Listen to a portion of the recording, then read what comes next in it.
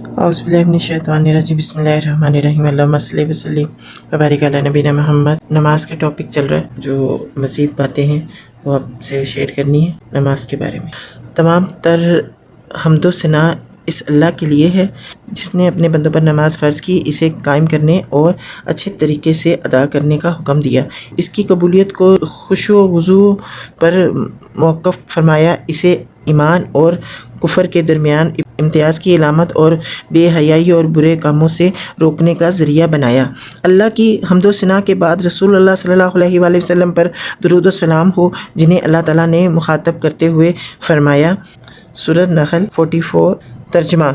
और हमने आप पर ये ज़िक्र कुरान उतारा है ताकि जो इरशादात लोगों के लिए नाज़िल किए गए हैं आप इनकी तोज़ी व तशरीह कर दें। चुनांचे आप अल्लाह के हुक्म की तमील में कमर बस्ता हो गए और जो शरायत आप पर नाजिल हुई आपने इसे बलअमूम पूरी वजाहत के साथ लोगों के सामने पेश कर दिया। ताहम नमाज की अहमियत के पेश नज़र इसे निस्बतन ज़्यादा वाज़ेह शक्ल में पेश किया और अपने कौलो अमल से इसका आम प्रचार किया, यहाँ तक कि एक बार नबी सल्लल्लाहु अलैहि वसल्लम ने मिंबर पर नमाज की इमामत फरमाई। क़याम और रुकू मिंबर पर किया, नीचे उतर कर सजदा किया, फिर मिंबर पर चढ़ गए और नमाज से फ़ारिग होकर फरमाया। तर्जमा। मैंने ये काम इसलिए किया है कि ताकि तुम नमाज अदा करने में मेरी इक्तदा कर सको और मेरी नमाज की कैफियत मालूम कर सको। नेज़ इससे भी ज़्यादा ज़ोरदार अल्फाज में अपनी इक़्तिदार को वाजिब करार देते हुए फरमाया। तर्जमा। तुम इस तरह नमाज पढ़ो जिस तरह मुझे नमाज अदा करते हुए देखते हो। मज़ीद फरमाया, अल्लाह ने 5 नमाज़ें फ़र्ज़ की हैं, जो शख्स अच्छी तरह वज़ू करे, वक्त पर नमाज अदा करे और रुकू सजू और खुशू का एहतमाम करे तो इस इंसान का अल्लाह पर ज़िम्मा है कि इसे माफ़ कर दे, और जो शख्स इन बातों को मलहूज़ ना रखे इसका अल्लाह पर कोई ज़िम्मा नहीं है, चाहे तो इसे माफ़ करे और चाहे तो इसे अज़ाब दे।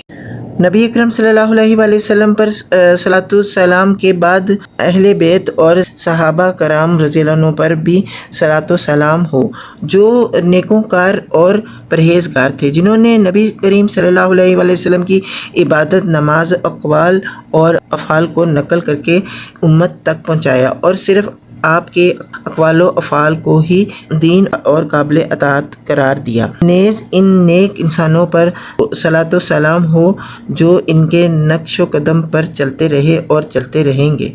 अम्मा बाद, इस्लाम में नमाज का अहम मर्तबा है और जो शख्स इसको कायम करता है और इसकी अदायगी में कोताही नहीं करता वो अजर सवाब और फ़ज़ीलत व कराम का मुस्तहिक होता है। फिर अजर सवाब में कमी बेशी का मेयार ये है कि जिस कदर किसी इंसान की नमाज रसूल अकरम सल्लल्लाहु अलैहि वसल्लम की नमाज के ज़्यादा करीब होगी वो इसी कदर अजर सवाब का ज़्यादा हकदार होगा, और जिस कदर इसकी नमाज नबी सल्लल्लाहु अलैहि वसल्लम की नमाज से मुख्तलिफ होगी इसी कदर कम अजर सवाब हासिल करेगा। रसूलुल्लाह सल्लल्लाहु अलैहि वसल्लम ने फरमाया, बेशक बंदा नमाज अदा करता है लेकिन इसके नामा अमाल में इस नमाज का 10वां, 9वां, 8वां, 7वां, 6वां, 5वां, 4था, 3रा या नसफ हिस्सा लिखा जाता है।